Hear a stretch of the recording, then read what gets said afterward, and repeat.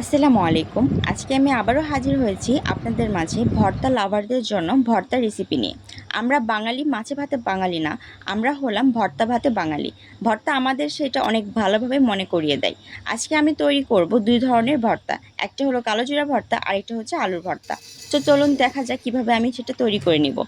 একটি চুলায় আমি ভালোভাবে প্যান বসিয়ে নিয়ে সেটা গরম করে এবং সেটাতে আমি কিছু পরিমাণের কালো জিরা দিয়ে নেব। কালো জিরাটা আমি ভালোভাবে ভেজে নেব যতক্ষণ না পর্যন্ত এটার থেকে ভালো একটা সুঘ্রাণ না বের হয়ে আসতেছে এবং এটার কালারটা একটু পরিবর্তন না হবে।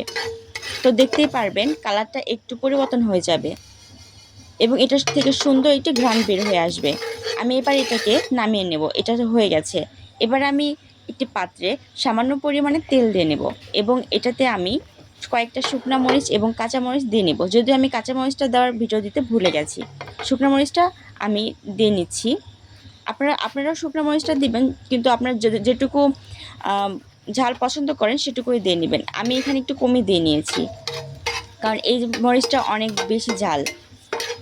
আসলে আমার ভর্তা অনেক পছন্দ। ভর্তা আমি খুব পছন্দ করি। ভর্তা হলে আমার মাছ মাংসের কোনো প্রয়োজন হয় না। ভর্তা ছাড়া চলেই না। আমাদের অনেকেই আছে যারা ভর্তা অনেক পছন্দ করেন, কিন্তু সঠিকভাবে তৈরি করতে পারেন না।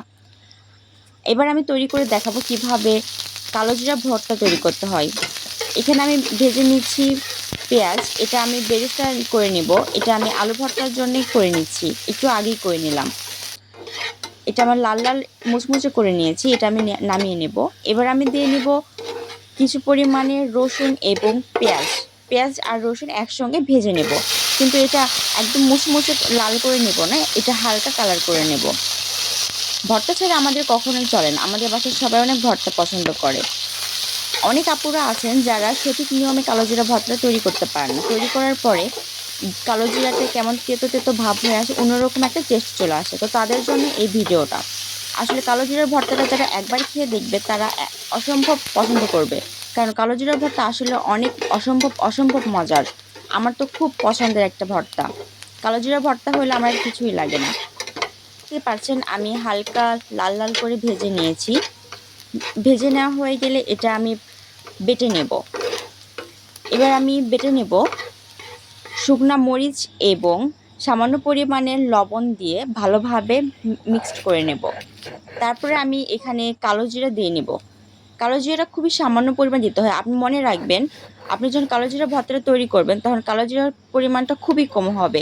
1 থেকে 2 চামচ নেবেন কালো জিরা এবং পেঁয়াজ আর রসুনটা নেবেন ডাবল, মানে অনেক বেশি লাগবে। এবার এটা ভালোভাবে আমি সব মিলে বেটে নিয়েছি। তারপরে আমি এখানে দিয়েছি সামান্য পরিমাণের সরিষার তেল। দেখতেই পাচ্ছেন কতটা লোভনীয় ও অনেক টেস্টি একটা ভর্তা। দেখে আমার জিভে পানি চলে আসছে। অনেক সুন্দর ভর্তাটি। দেখতেই পাচ্ছেন কত সুন্দর, এবং কালো জিরার পরিমাণটা কিন্তু খুব বেশি না, পেঁয়াজ হয়ে আছে একদম। তো এভাবে আমাদের কালো জিরা ভর্তাটা হয়ে গেছে। একবার বাসায় ট্রাই করতে পারেন। এবার আমি করে নিব আলুর ভর্তা। আলুর ভর্তা সচরাচর সবাই করে থাকেন, কিন্তু আমি একটু ভিন্ন ধরনের করে নেব।